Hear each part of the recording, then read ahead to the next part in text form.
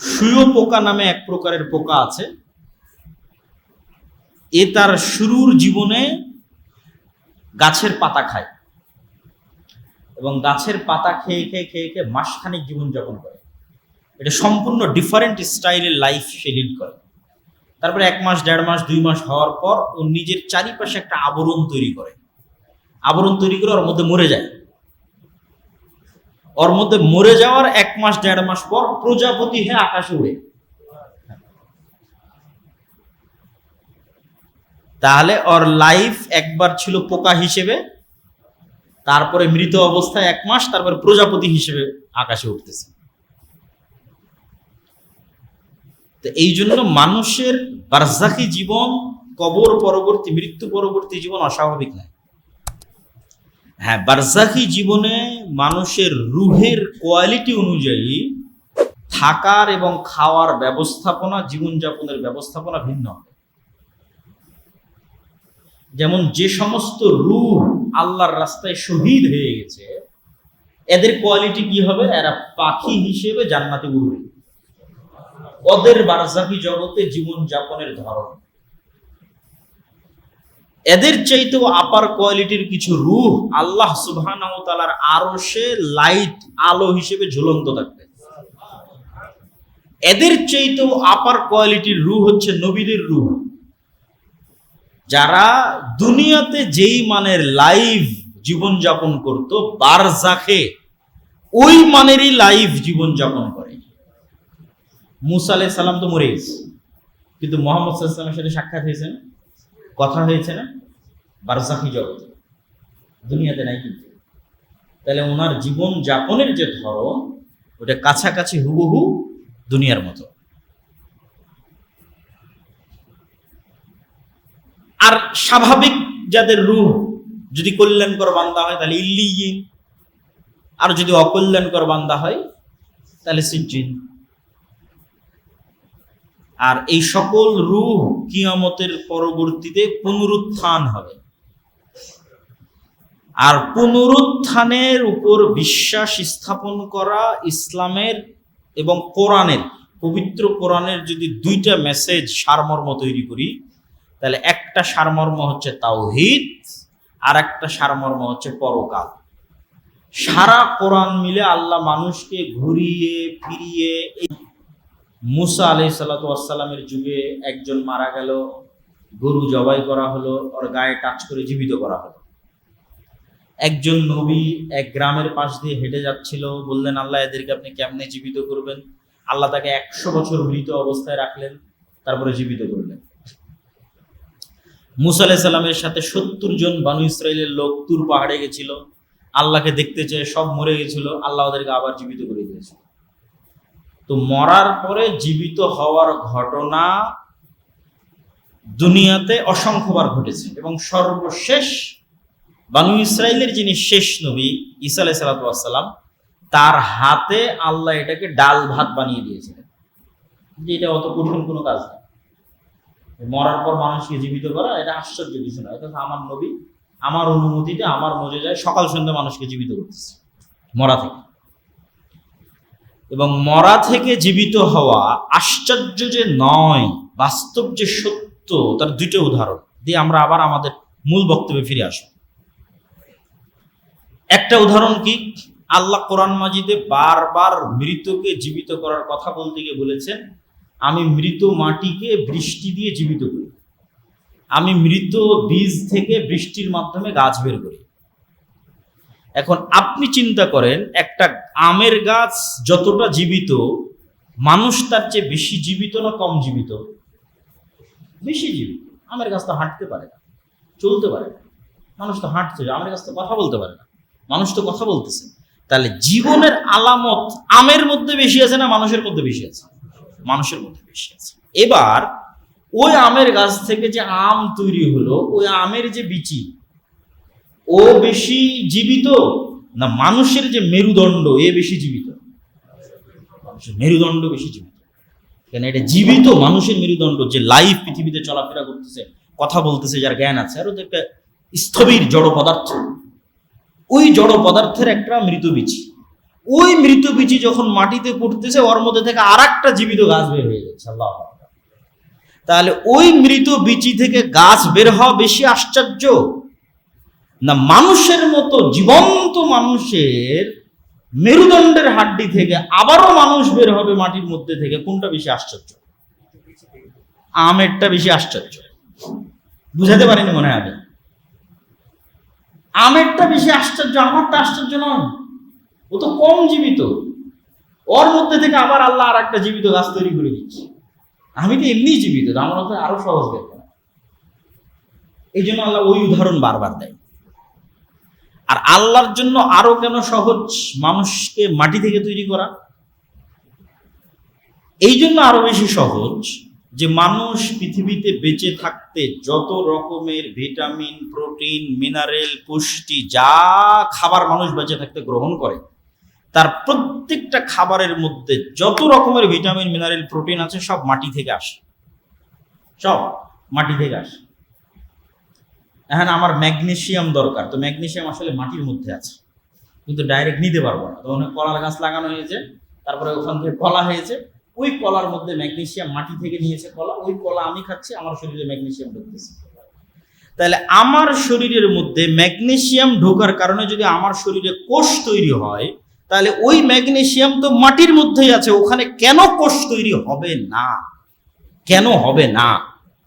আমি তো ওই মাটির ম্যাগনেসিয়ামই কলা দিয়ে আমার শরীরের মধ্যে নিচ্ছি, দিয়ে আমার শরীরে নতুন কোষ তৈরি হচ্ছে। এই ম্যাগনেসিয়াম তো মাটির মধ্যে আছে, তাহলে কেন মাটিতে কোষ তৈরি হবে না? মানুষের পুরো শরীরটাই মাটি থেকে নেওয়া ভিটামিন, প্রোটিন, মিনারেল, ম্যাগনেসিয়াম দিয়ে তৈরি। তাহলে আরো বেশি কোষ তৈরি হবে মাটিতে, মানে মাটির মধ্যে থেকে তরতর তরতর করে মানুষ বের হয়ে উঠবে। ওর মধ্যে সব আছে, ওখান থেকে নিয়ে আমি বেঁচে আছি।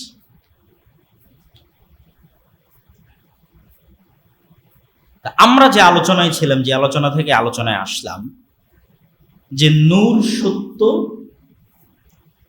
এবং নূর বাস্তব, যদিও আমরা আমাদের এই সচক্ষে দেখতে না পাই, কিন্তু এটার উপর ঈমান রাখতে হবে। আর এই নূরের পৃথিবীতে, বর্তমান পৃথিবীতে একমাত্র উৎস কি? একমাত্র উৎস হচ্ছে কোরআন, কোরআন হাদিস। তো আজকে আমাদের বক্তব্যের মূল বিষয়বস্তু ছিল কোরআনের তাৎপর্য এবং গুরুত্ব। তার একটা মোটামুটি ধারণা আপনাদের কাছে দেওয়ার চেষ্টা করলাম। এখন এই কোরআন উম্মতে মুহাম্মাদিকে দেওয়া হয়েছে এবং এই কোরআনের সাথে উম্মতে মুহাম্মাদির ভাগ্য নির্ধারণ করে দেওয়া হয়েছে। ইন্নাল্লাহা ইয়ারফাউ বিহাদাল কিতাবি আকওয়ামান ওয়া ইয়াদউ বিহি আখারিন। এই কিতাবের গুরুত্ব এবং মর্যাদা আমার এবং আপনার কাছে যা হবে, আমার এবং আপনার জাতিগত ভাগ্য তাই নির্ধারিত হবে পৃথিবীতে। এই কোরআন যদি আমার কাছে অবমূল্যায়িত হয়, তাহলে আমরা সারা পৃথিবীতে অবমূল্যায়িত হব। আপনি আমাদের ভাগ্য বুঝতে পারবেন কোরআনের মূল্য দেখে, অথবা আমাদের অবস্থা দেখে বুঝতে পারবেন আমাদের কাছে কোরআনের মূল্য। তথা রোহিঙ্গাদের গুরুত্ব মায়ানমারের কাছে যা, গাজার ফিলিস্তিনের মানুষের গুরুত্ব ইসরায়েলের কাছে তা, এইটা আসলে কোরআনের গুরুত্ব মুসলমানের কাছে। কোরআনের গুরুত্ব ওই জায়গায় চলে গেছে, এই জন্য জাতিগতভাবে আমার গুরুত্ব ওই জায়গায় চলে গেছে। এবং এইটার বাস্তব উদাহরণ যদি দেখতে চান, তাহলে এই যে রানিং যে বিশ্বকাপ চলতেছে এটার মধ্যে দেখতে পাবেন। আল্লাহ সুবহানাহু ওয়া তাআলা কোরআন মাজিদের একটা আয়াতে বলতেছেন, সূরা বাকারার মধ্যে, ওয়া মিনান নাসি মান ইয়াত্তাখিযু মিন দুনিল্লাহি আনদাদা ইউহিব্বুনাহুম কাহুব্বিল্লাহ। মানুষের মধ্যে এমনও কিছু মানুষ আছে যারা অন্য আরেক মানুষকে এইভাবে ভালোবাসে যেভাবে আল্লাহকে ভালোবাসা উচিত। মানুষের মধ্যে এমনও মানুষ আছে যারা অন্য মানুষকে ওইভাবে ভালোবাসে যেভাবে কাকে ভালোবাসা উচিত? আল্লাহকে। ওয়াল্লাযীনা আমানু আশাদ্দু হুব্বান লিল্লাহ। তবে যাদের অন্তরে ঈমানের নূর আছে, এরা সবচেয়ে বেশি ভালোবাসে কাকে? আল্লাহ সুবহানাহু ওয়া তাআলা। ওয়ালাউ ইয়ারাল্লাযীনা যালামু ইয ইয়ারাউনাল আযাবা আন্নাল কুওয়াতা লিল্লাহি জামিআ। আওয়াজ বেশি হয়ে গেল, তো এখানে কষ্ট হবে তো শুনতে। আন্নাল কুওয়াতা লিল্লাহি জামিআ, যেই দিন জালেমরা দেখবে যে সকল ক্ষমতার মালিক তো আল্লাহ, সকল ইজ্জতের মালিক তো আল্লাহ, যেদিন এই দৃশ্য প্রকাশ পেয়ে যাবে, এক নাম্বার। দুই নাম্বার আর কি প্রকাশ পাবে? ইজ তাবাররা আল্লাযীনা তুবিউ মিনাল্লাযীনা ইত্তাবাউ ওয়া রাআউল আযাবা ওয়া তাকাত্তাআত বিহিমুল আসবাব। এরা দুনিয়াতে যাদের ফ্যান ফলোয়ার ছিল, ওই সমস্ত ভাইরাল জনপ্রিয় ব্যক্তিত্ব পার্সোনালিটিরা কিয়ামতের মাঠে এদের থেকে সম্পর্ক ছিন্ন করে দেবে। আমি তো চিনি না এরা কার, আমি তো এদেরকে বলিনি আমার অনুসরণ করতে, কেন কিয়ামতের মাঠের ভয়াবহতায় এটা করবে। তাহলে দুটো জিনিস ঘটলো, এক কিয়ামতে দেখতেছে সব শক্তি ক্ষমতা আল্লাহ। দুই নম্বর কি দেখতেছে? ও যার ভক্তি এবং শ্রদ্ধা করত সে বলতেছে আমি তো চিনি না তুমি কে। তখন এবার এই সমস্ত ফ্যান ফলোয়ারেরা বলবে وقال الذين اتبعوا لو ان لنا كرة فنتبرأ منهم كما تبرؤوا منا। যদি আল্লাহ আর একবার পৃথিবীতে যাওয়ার সুযোগ দিত, তাহলে আজকে কিয়ামতের মাঠে ওরা যেভাবে আমাদের থেকে সম্পর্ক ছিন্ন করলো, দুনিয়াতে ফিরে গিয়ে এদের থেকে আমরা ওইভাবে সম্পর্ক ছিন্ন করতাম যে তোদেরকে আমরা চিনি না, তোরা কারা। কিন্তু তখন তো আর পৃথিবীতে ফিরে আসার সুযোগ নেই। তাহলে কোন মুসলিম যুবক, কোন মুসলিম তরুণের অন্য কোন ব্যক্তি আল্লাহ এবং আল্লাহ রাসূল ছাড়া অন্য কোন ব্যক্তির প্রতি মাত্রাতিরিক্ত ভালোবাসা শুধুমাত্র খেলার কারণে, এইটার প্রমাণ বহন করে যে আমাদের সমাজে কোরআন কোন জায়গায় আছে। আমরা কোরআনের শিক্ষা মানুষের অন্তরে কি পর্যন্ত নিয়ে যেতে পেরেছি। জাতিগতভাবে কোরআন অমান্য করলে আযাবের শিকার হতে হবে। আল্লাহ অতীতে সকল কিতাব অমান্যকারী জাতিকে আযাব দিয়েছে। উম্মতে মুহাম্মাদীর আযাব কি? আল্লাহ একই স্টাইলের আযাব বারবার দিয়েছেন এরকম নজির পাওয়া যায় না, খুব কম। যেমন নূহ আলাইহিস সালামের কওমকে বন্যায় ডুবিয়ে মেরেছে, পরে আদ সামুদ এদের কওমকে কিন্তু আর বন্যায় ডুবানো হয়নি। তাহলে আদ সামুদের কওমকে কিভাবে ধ্বংস করেছে? কাউকে বিকট আওয়াজ দিয়ে আর কাউকে বিশাল ঝড়ো বাতাস দিয়ে। আসহাবুল ফিলকে কিভাবে ধ্বংস করেছে? আকাশ থেকে পাথর বর্ষণ করে। কওমে লুতকে কিভাবে ধ্বংস করেছে? পৃথিবী উল্টিয়ে। এই মাইকে আওয়াজ হচ্ছে না? হ্যাঁ, তাহলে কি এটা অন করা নাই নাকি?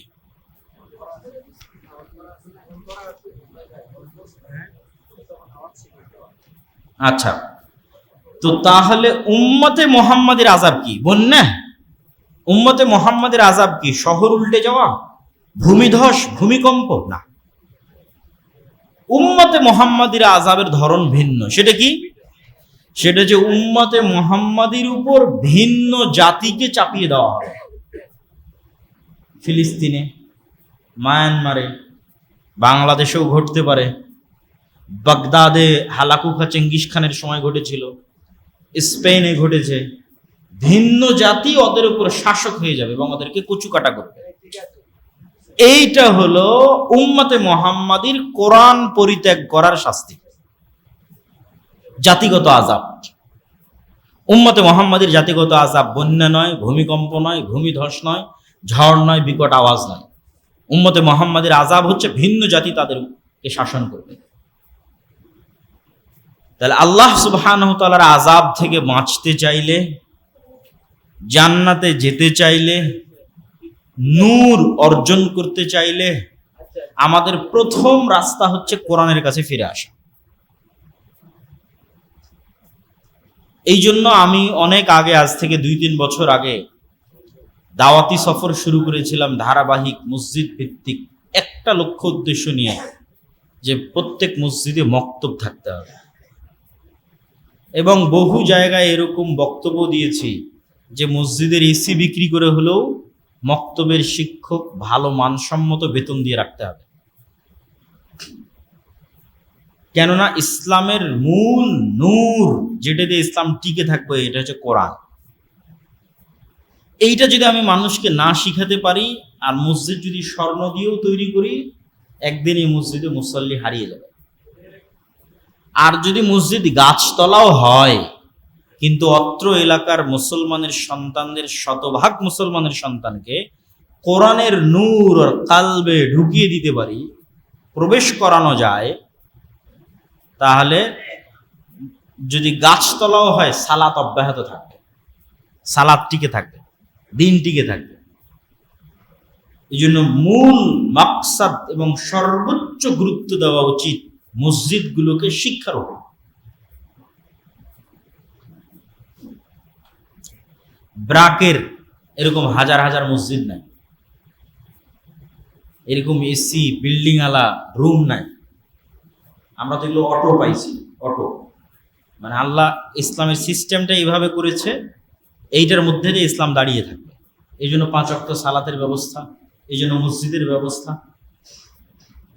তো ব্রাকের কিছু না থাকার পরও হাজার হাজার স্কুল ভাঙ্গা বেড়া ভাঙ্গা টিন দিয়ে চালাচ্ছে কেন? ব্রাকের স্কুল ভাঙ্গা বেড়া ভাঙ্গা টিন ভাড়া জায়গা নিয়ে কেন চালাচ্ছে? তার মানে শিক্ষাটা আসল। এই মসজিদগুলো যদি ওদেরকে দিয়ে দিতেন, তাহলে আগে এখানে শিক্ষার ব্যবস্থা করবে মসজিদের ফান্ড থেকে। যা আগে কিসের ব্যবস্থা করতে হবে? শিক্ষার ব্যবস্থা, জ্ঞান নূর ছড়িয়ে দেওয়ার ব্যবস্থা করতে হবে। কিন্তু আমাদের কাছে সবকিছু থাকার পরও আমরা অবহেলা। না, একজন ইমামকে, একজন মক্তবের শিক্ষককে ভালো বেতন দেওয়া, ভালো ট্রেনিং দেওয়া, এগুলোর কোনো গুরুত্ব আমাদের কাছে নাই। আমাদের কাছে গুরুত্ব চাকচিক্য, জৌলুস, এটার থেকে বের হয়ে আসতে হবে। এবং শতভাগ মুসলমানকে কোরআন শিখানো লাজেম, ফরজ। শাইখুল ইসলাম ইবনে তাইমিয়া রাহিমাহুল্লাহর মত অনুযায়ী কোরআন বুঝতে পারবে, কোরআন পড়ে এই রকম জ্ঞান অর্জন করা প্রত্যেক মুসলমানের উপর ফরজ। মানে অনুবাদ ছাড়া ডাইরেক্ট কোরআন পড়ে ও সরাসরি বুঝতে পারবে আল্লাহ কি বলছেন, এতটুকু আরবি জানা প্রত্যেক মুসলমানের জন্য ফরজ। এটা শাইখুল ইসলাম ইবনে তাইমিয়া রাহিমাহুল্লাহর ফতোয়া। আমরা এই ফতোয়ার সাথে দ্বিমত করতে পারি, একমত করতে পারি, কিন্তু ফতোয়াটা উল্লেখ করলাম কেন? কোরআন জানার গুরুত্ব বুঝাতে গিয়ে। কোরআন থেকে ডিসকানেক্টেড হয়ে জাতি রাস্তা পাবে না, সম্ভব না। তো কিভাবে আমাদের সমাজে কোরআনের শিক্ষা ছড়িয়ে দেওয়া যায়, শতভাগ মুসলমানের সন্তানকে কোরআন শিখানো যায়, মসজিদগুলোর মূল কাজ শিক্ষার আয়োজন হোক, এটা কেমনে করা যায়? এটা আমি মনে করি যে আমাদের সকলের, যেহেতু আজকে আপনাদের এই মসজিদে এসেছি, আমি আমার বক্তব্যে এটাই উদাত্ত আহ্বান জানাবো যে আপনারা মসজিদে শিক্ষার প্রতি সবচেয়ে গুরুত্ব দেন। হয়তো থাকতে পারে আরো ভালো করার চেষ্টা করেন, পুরস্কারের আয়োজন করেন, প্রতিযোগিতার আয়োজন করেন, যেন এই এলাকার একজন মুসলমানের সন্তান এমন না থাকে যে কোরআন জানে না। এটা মসজিদেরই দায়িত্ব, এটা কেউ করে দেবে না। আর মসজিদ চাইলে এটা পারবে। এই জন্য মসজিদ ভিত্তিক মক্তব বিপ্লব সৃষ্টি করার পূর্ব শর্ত। যেমন আজকের বক্তব্যের একটা পয়েন্ট ছিল পরকালের উপর বিশ্বাস। তো যতক্ষণ পরকালের উপর ইয়াকিন না হবে, ততক্ষণ মানুষ দুনিয়ার প্রতি মায়া ছাড়তে পারবে না। আসহাবুল উখদুদের ঘটনা বলতে গিয়ে আল্লাহ বলছেন, কুতিলা আসহাবুল উখদুদ, যে সামনে জ্বলন্ত আগুন, তাদের সামনে দুইটা চয়েস, হয় আগুনে ঢুকে যাও ঈমান রাখতে চাইলে, অথবা আগুন থেকে মুক্ত হয়ে বাড়িতে যেতে পারো যদি ঈমান পরিত্যাগ করো। এটা যদি বাস্তব হয়, তাহলে নিশ্চিত বিশ্বাস রাখেন আপনার কালবে দুইটা শক্তির অ্যাক্সেস দেওয়া আছে, একটা ফেরেশতা আর একটা শয়তান। এরা কোনো প্রকার মেসেজ আদান প্রদান ছাড়া, ফোন দেওয়া ছাড়া, কানে কথা বলা ছাড়া সরাসরি অন্তরে মেসেজ দিতে পারে। ওই অ্যাক্সেস এদের আছে, ওই পাসওয়ার্ড, ওই ওয়াইফাই অ্যাক্সেস এদের আছে, ডাইরেক্ট অন্তরে মেসেজ দিয়ে দেবে। এই জন্য মানুষের অন্তরে প্রত্যেক যা মন্দ চিন্তা আসে শয়তানের মেসেজ, প্রত্যেক যা কল্যাণের চিন্তা আসে ফেরেশতার ইলহাম। তো এখানেও একটা কাজ আছে। কি সেই কাজ? আপনি যদি শয়তানি স্বভাব বেশি অবলম্বন করেন তাহলে আপনার বন্ধু শয়তান। আপনার হৃদয়ে কার প্রভাব বেশি? শয়তানের প্রভাব বেশি। আপনার কাল্ব হ্যাক হয়ে গেছে। কে হ্যাক করে নিয়েছে? শয়তান হ্যাক করে নিয়েছে। আপনার আর কোনো কন্ট্রোল নাই। পুরো কন্ট্রোল কার হাতে? শয়তানের হাতে। আর যদি আপনি ফেরেশতার স্বভাব এবং ফেরেশতাকে বেশি অ্যাক্সেস দেন, যে না তুমি আসো, তুমি থাকো, তুমি ঢুকো, তাহলে নূর, ফেরেশতা তো নূর, তখন আপনার কালবে শয়তানের অ্যাক্সেস নাই, বন্ধ হয়ে গেছে। এটাই দেখবেন যে ইসলামের সকল আমল আখলাকের ভিত্তি। সকল আমল আখলাক, খাও বিসমিল্লাহ বলো, যদি বিসমিল্লাহ না বলো কে খাবে? ঢুকো সালাম দাও বাড়িতে, যদি না সালাম দাও কে থাকবে? তাহলে শয়তানকে আপনি ওয়াইফাই এর অ্যাক্সেস দিয়ে দিচ্ছেন যে ও ঢুকে যাবে আপনার বাড়িতে। এটা বাস্তব এবং সত্য, এগুলো কাল্পনিক কোনো কথা না। আর সালাম দিবেন, শয়তান পালিয়ে যাবে। কোরআন পড়বেন, মানে নূর, কারা আসবে? ফেরেশতারা আসবে। এক সাহাবী কোরআন তেলাওয়াত করতেছিল আর ঘোড়া লাফাচ্ছে, আকাশে মেঘ জমা হয়েছে, পড়া থামিয়ে দিচ্ছে। 3 বার এরকম ঘটনা ঘটার পর পরের দিন সকালে আল্লাহ নবী বললেন এই ঘটনা। বলছে তুমি যদি সকাল পর্যন্ত পড়তে থাকতে ফেরেশতাকে দেখেই নিবে। তাহলে যেখানে কোরআন তেলাওয়াত হয় ওখানে নূর তৈরি, আর নূর তৈরি হলে কে আসবে? ফেরেশতা আসবে। ফেরেশতারা নূর। এইভাবেই সারা গায়েবের জগৎ এভাবেই সাজায়। আর গায়েবের জগতের এই কার্যকরণের সূত্রগুলো আপনাকে কেউ বলবে না, এগুলো কোরআনে বলা আছে, হাদিসে বলা আছে।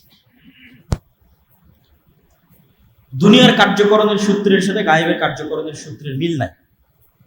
দুনিয়ার কার্যকরণের একটা উদাহরণ দিয়ে আমার বক্তব্য এখানে শেষ করে দেবো। দুনিয়ার কার্যকরণের সূত্রে আমি আমার পকেট থেকে যদি 100 টাকা বের করে আপনাকে দিই, তাহলে টাকা কমলো না? কমলো না? সাথে সাথে এটা গায়েবে কিন্তু বেড়ে গেছে, প্লাস হয়েছে, কমেনি। ওটা গায়েবের সূত্র। যে গায়েবে নির্ধারিত আল্লাহর সূত্র হচ্ছে কেউ দান করলে কি হবে? বাড়বে। এটা গায়েবের সাথে সাথে বেড়ে গেছে, কিন্তু এর প্রভাব আর সম্পদে 10 বছর 15 বছর 20 বছর পর দেখা যায় বাড়বে। আর সুদ ইয়ামহাকুল্লাহুর রিবা, দুনিয়াতে লজিকে বাড়ছে কিন্তু গায়েবের লজিকে কমে যাচ্ছে। তো গায়েবের এই সূত্রগুলো কোরআন এবং হাদিসে বলে দেওয়া আছে। যে সেক্ষেত্রে নূরের অ্যাক্সেস আপনার হৃদয়ে বেশি দিতে হবে। যেমন অনেকেই কত রকমের সমস্যা নিয়ে আসে, এই বদনজর, এই কালো জাদু, এই জিন, এই উমুক তুমুক। যদিও এগুলো সমস্যা নেয়, আমরা কোনো সময় ওভাবে কথা বলিনি, কিন্তু মূল কথা হচ্ছে যে আপনি যতই ঝাড়ফুঁক করান, যতই আরো অন্য অনেকের কাছে যান, রাকির কাছে যান, আপনি যদি শয়তানকে অ্যাক্সেস দিয়ে থাকেন, এগুলো তো কোনো কাজে দেবে না। আগে তো শয়তানের অ্যাক্সেস বন্ধ করতে হবে। কিভাবে বন্ধ করতে হবে? 5 ওয়াক্ত সালাত, ওযু, পেশাব করে পানি নেওয়া, পবিত্রতা। অপবিত্রতাকে কে পছন্দ করে? শয়তান। পবিত্রতাকে কে পছন্দ করে? ফেরেশতা। তা আপনি কাকে অ্যাক্সেস দিচ্ছেন? পেশাব করে পানি নিচ্ছেন না তো শয়তান তো আসবেই। আপনি তাবিজ লাগিয়ে রাখেন আর কবজ লাগিয়ে রাখেন আর ঝাড়ফুঁক করেন, শয়তানে তো বাড়ি ভরা। তাহলে তো আগে আর অ্যাক্সেস বন্ধ করতে হবে। আপনার সঙ্গী, আপনার বন্ধু হতে হবে ফেরেশতা। এমনও মানুষ আছে যে উজু ভাঙলেই উজু করে। মুহাম্মদ সাল্লাল্লাহু আলাইহি সাল্লামের মতো মানুষের মুখের গন্ধ যদি ফেরেশতার কষ্ট হয়, তাহলে আমার আর আপনার যদি বিড়ি সিগারেটের গন্ধ হয় তো ফেরেশতা আসবে? আপনি বলেন, কথা বলেন না? যে মুহাম্মদ সাল্লাল্লাহু আলাইহি ওয়াসাল্লামের মতো একজন নবী, সর্বশ্রেষ্ঠ নবী, তার মুখের মানবিক গন্ধ জিব্রাইলকে কষ্ট দেয়, ফলত ওনাকে বারবার বলেন মেসওয়াক করেন, মেসওয়াক করেন, মেসওয়াক করেন, মেসওয়াক করেন। আর আমি সারাদিন বিড়ি সিগারেট খাচ্ছি, তাহলে আমার গন্ধে ফেরেশতা আসবে? তখন আসবে কে? আসবে শয়তান আসবে। তাহলে এখন আপনি তাবিজ লাগান, কবজ লাগান, ঝাড় করেন, ফুঁক করেন, আপনার কালবে নূর নাই, কিসে ভরা? শয়তানে ভরে আছে। এগুলো গায়েবের বাস্তব রুলস অ্যান্ড রেগুলেশন, এভাবেই কাজ করে গায়েবের জিনিসগুলো। তা আপনাকে আগে ওই রাস্তাগুলো ওইভাবে বন্ধ করতে হবে। তখন আপনার জন্য কোরআন হবে নূর, হেদায়েতের রাস্তা। এর আলোকে চলবেন, এর আলোকে কাজ করবেন, কোরআন তেলাওয়াত করবেন, কোরআন বুঝবেন, সকাল সন্ধ্যার জিকির করবেন। আল্লাহ সুবহানাহু ওয়া তাআলা আমাদেরকে কোরআনের উপর আমল করার, কোরআন বুঝার এবং কোরআনের শিক্ষা ছড়িয়ে দেওয়ার তৌফিক দান করুক আল্লাহুম্মা আমিন। আর আজকে আমরা যে আলোচনা করলাম, এই আলোচনা থেকে রূহ, নাফসের যে বিষয়গুলো তুলে ধরলাম, সুস্থতা, অসুস্থতা, মৃত, জীবিত, নূরের যে বিষয়গুলো আলোচনা করলাম, পরকালের পুনরুত্থান, আলো এবং নূরের মধ্যে পার্থক্য, নূরের বাস্তবতা, আলো যেমন অনেকাংশে দেখা যায় না, এরকম নূর দেখা যায় না কিন্তু বাস্তব। এই প্রত্যেকটা জিনিস বুঝার, মানার তৌফিক দান করুক আল্লাহুম্মা আমিন। এবং আমাদের বাড়িতে, পরিবারে, আমাদের হৃদয়ে, সকল জায়গায় শয়তানের অ্যাক্সেস, শয়তানকে জায়গা দেওয়া বন্ধ করার আল্লাহ তৌফিক দান করুক আল্লাহুম্মা আমিন। এবং আল্লাহ সুবহানাহু ওয়া তাআলা আমাদেরকে কোরআন বুঝায় এবং কোরআনকে আমাদের হৃদয়ের নূর, আমাদের কান, আমাদের চোখ, আমাদের আশপাশ, ডান বাম, উপর নিচ, এগুলো সব কিছুতে নূর তৈরি করার মাধ্যম হিসেবে আল্লাহ সুবহানাহু ওয়া তাআলা কোরআনকে কবুল করুক আল্লাহুম্মা আমিন। আসসালামু আলাইকুম ওয়া রাহমাতুল্লাহি ওয়া বারাকাতুহু। আপনাদের যদি কোনো প্রশ্ন থাকে, দু একটা প্রশ্ন নেওয়া যাবে, সমস্যা নেই। জি,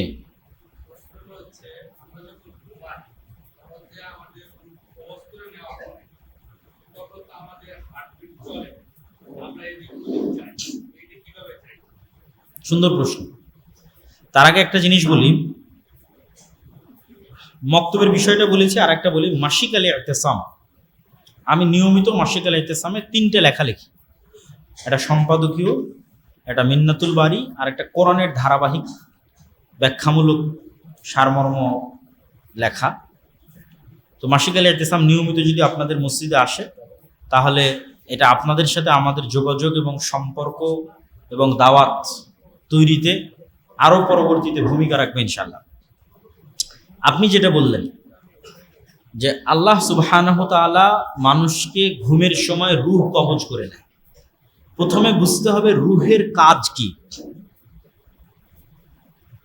আমার হার্ট চলতেছে, আমার রক্ত সঞ্চালন হচ্ছে, কিন্তু মানুষের যেটা নিজের আত্মপরিচয়, মানুষের যেটা অনুভূতি, মানুষ দেখে, মানুষ শোনে, মানুষ স্বাদ নেয়, জিহ্বাতে স্বাদ নেয়, কানে শুনে, ভালোবাসে, রাগ করে, হিংসা করে, এই যে মানুষের নিজস্ব আত্মপরিচয়, আমি যে আব্দুল্লাহ, আমার সাথে যে আমার স্মৃতিগুলো রিলেটেড আছে, কানেক্টেড আছে, এগুলো সব রূহের সাথে সম্পৃক্ত। মনে করেন আপনি কোনো এক সময় বিজ্ঞানের উন্নতির যুগে গিয়ে আমার পুরো মেধা কপি পেস্ট করে আর একটা রোবটকে দিয়ে দিয়েছে, দিয়ে আমার মেধা অনুযায়ী রোবট কাজ করতেছে, কিন্তু ওই রোবটের মধ্যে আমার রূহ না থাকার কারণে আমার যে অনুভূতি, আমার যে ভালোবাসা, আমার যে স্মৃতি, এইটা ও কোনোদিন অর্জন করতে পারবে না। তাহলে এই জিনিসগুলো মূলত রূহের সাথে কানেক্টেড। আর বাকি যে জিনিসগুলো স্বাভাবিক শরীরের কার্যক্রম রূহের সাথে কানেক্টেড নয়। ফলত যতক্ষণ আমি জেগে আছি ততক্ষণ আসলে রূহ দিয়ে কাজ করতেছি, দেখতেছি, এটা আসলে মূলত দেখার যে অনুভূতিটা, এটা রূহ দিয়ে কাজ হচ্ছে। শ্রবণের যে অনুভূতিটা, এটা রূহ দিয়ে কাজ হচ্ছে। যখন আমি ঘুমাই তখন এগুলো সব বন্ধ হয়ে যায়, মানে আমার রূহের যেগুলো মৌলিক কাজ সেগুলো সব বন্ধ হয়ে গেছে। আমার শরীর ফিজিক্যালি চলতে পারে, কিন্তু রূহ দিয়ে আমি যে মৌলিক কাজগুলো করি, দেখা, শোনা, অনুভূতি, চিন্তা, এগুলো সব বন্ধ হয়ে গেছে। তো ওইটা সম্পূর্ণরূপে মৃত নয়, আল্লাহ সুবহানাহু ওয়া তাআলা ভালো জানেন, কিন্তু একটা লেভেল পর্যন্ত আল্লাহ রূহকে নিয়ে নেন এবং রূহের সাথে শরীরের একটা ন্যূনতম সম্পর্ক বজায় থাকে। আল্লাহ সুবহানাহু ওয়া তাআলা চাইলে যখন আবার মানুষ জেগে ওঠে এবং তার ষষ্ঠ ইন্দ্রিয় সজাগ হয়ে যায়, তখন এই ষষ্ঠ ইন্দ্রিয়ের কাজই রূহের কাজ। এই দেখা, বুঝা, চিন্তা করার কাজই হচ্ছে রূহের কাজ। ওটাই রূহ। ঘুমালে ওটাই থাকে না। তারপরের প্রশ্ন, আর কেউ প্রশ্ন করবেন? ও, হাতে একটা দিয়েছেন, শহীদ মিনারে ফুল দেওয়া, এগুলো প্রশ্ন তো আপনারা জানেন। এগুলো তো আমাদের বক্তব্য দিতে দিতে শায়েখ আব্দুর রাজ্জাক বিন ইউসুফের শক্ত বক্তব্য আছে, তারপরেও যদি জিজ্ঞেস করে তাহলে কি উত্তর দেব? তাওহীদের বিশ্বাসের অন্যতম একটা বড় বিশ্বাস হচ্ছে নির্দিষ্ট কোনো কিছুর প্রতি স্থান, কাল, পাত্র, দিন, নদী, পাথর, গাছ, খাম্বা, নির্দিষ্ট কোনো কিছুর প্রতি মাত্রাতিরিক্ত ভালোবাসা এবং সম্মান তাওহীদের পরিপন্থী। নির্দিষ্ট যে কোনো কিছু, এটা আল্লাহ সুবহানাহু ওয়া তাআলার তাওহীদের পরিপন্থী এবং শিরক তৈরি হওয়ার ওসিলা, শিরক শুরু হওয়ার মাধ্যম। এই জন্য শিরকের যত রাস্তা আছে সব রাস্তা বন্ধ করতে হবে, তার মধ্যে এটাও শিরকের একটা রাস্তা। জি, আমাদের যদি আর কোনো প্রশ্ন না থাকে আমরা বৈঠক শেষে দোয়া পড়ি এবং আজকের যে আলোচনা শুনলাম। জি।